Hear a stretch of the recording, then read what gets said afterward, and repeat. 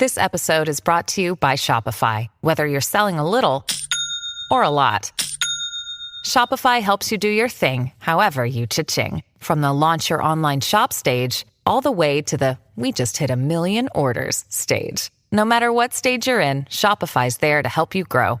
Sign up for a $1 per month trial period at shopify.com/special offer, all lowercase. That's shopify.com/special offer.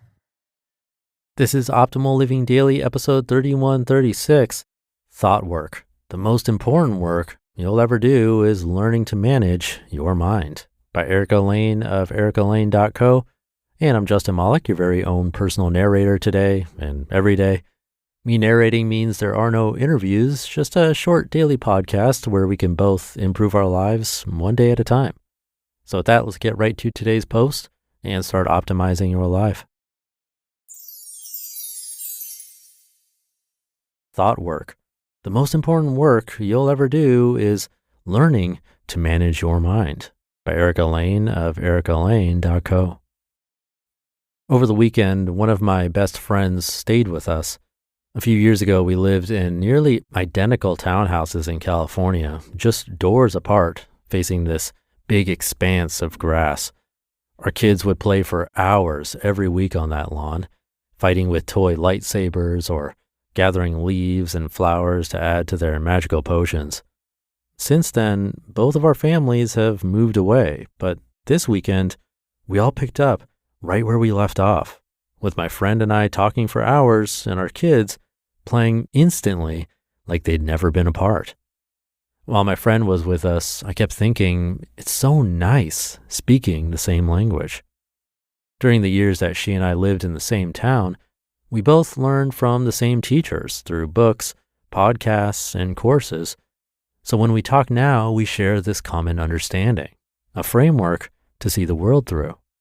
Having my friends stay with me over the weekend reminded me that I want to make sure you and I are speaking the same language, because this is life-changing stuff.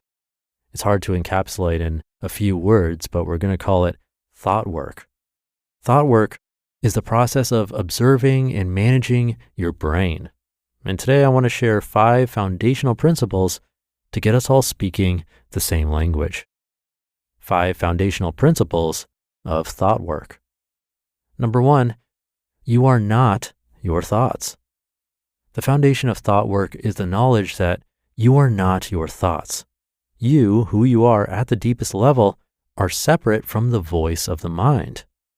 I describe it to my kids as a monkey in your brain that never stops jumping. He's so bouncy and insistent that you start to think of him as your voice, but he's not. He's just a visitor. You can quiet him whenever you want to. Eckhart Tolle talks about this in his book, The Power of Now.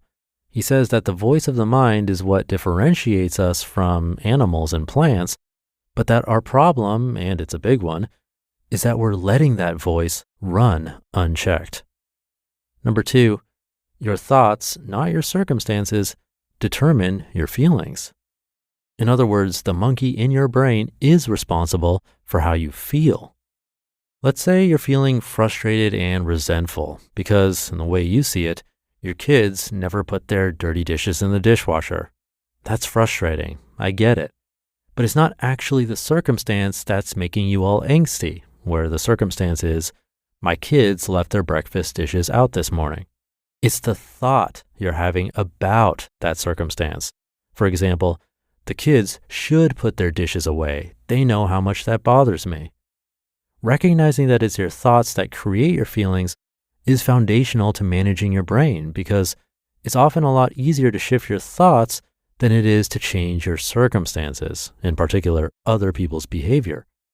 Which brings us to our third principle of thought work.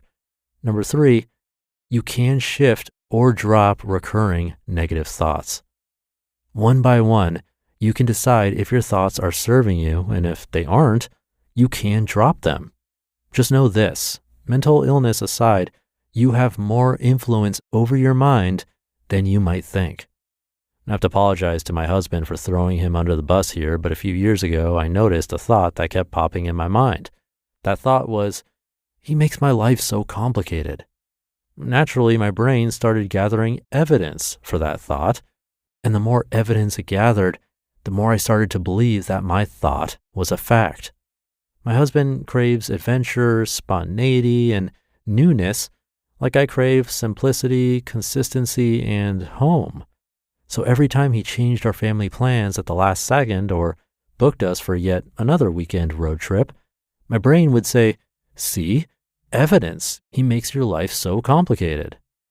Eventually, with the help of a great life coach, I managed to step back and ask myself if this thought was serving me, and I decided to try making a small but positive shift. Instead of defaulting to, "He makes my life so complicated," I practiced reaching for, "He makes my life so interesting." Sure, he still often makes my life more complicated than I might make it, but with this simple shift, I started to notice that he opens me up to so many things that I probably wouldn't experience otherwise, and I'm grateful for that. You have that same influence over your own thoughts. You can shift or drop recurring negative scripts. Number 4, presence is always an option for relief. Does it ever feel like your mind is a high-speed train without any brakes? It speaks in rapid-fire sentences all day long, only to be silenced when you finally drift off to sleep.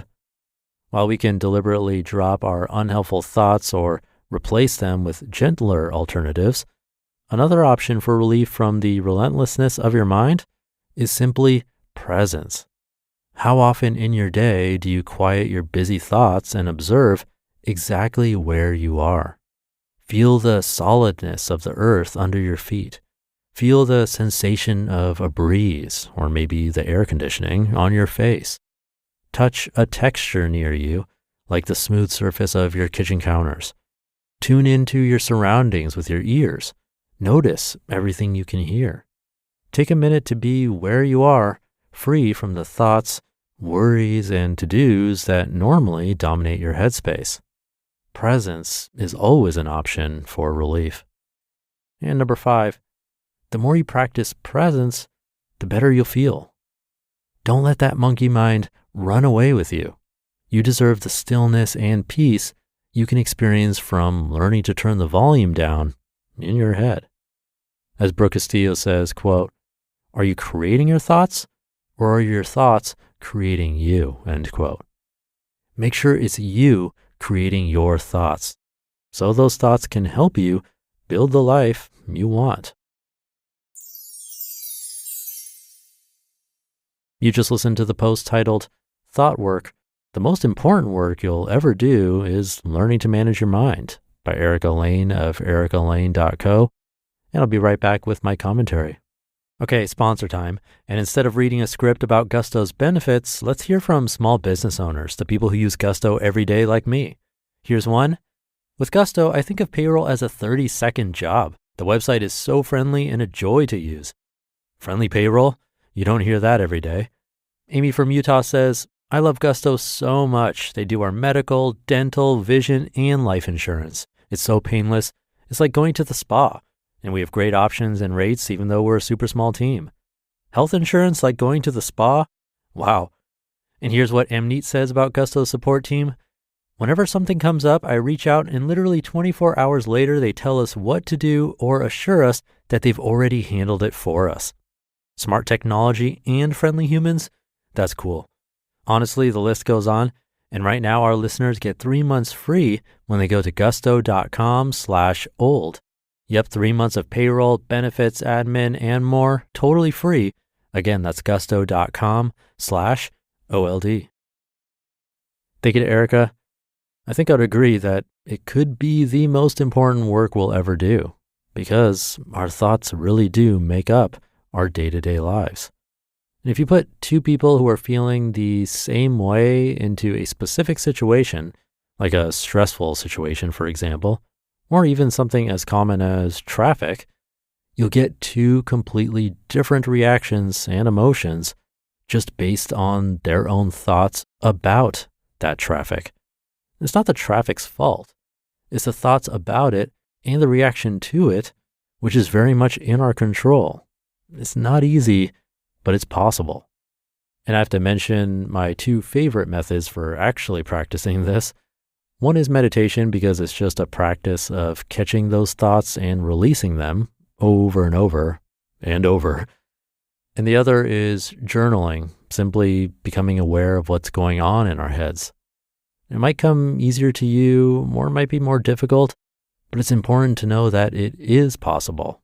And like Erica said, the more you practice, the better you'll feel. So hopefully you're able to practice that today. Thank you for being here and listening every day. Have a great weekend, and I'll catch you tomorrow where your optimal life awaits.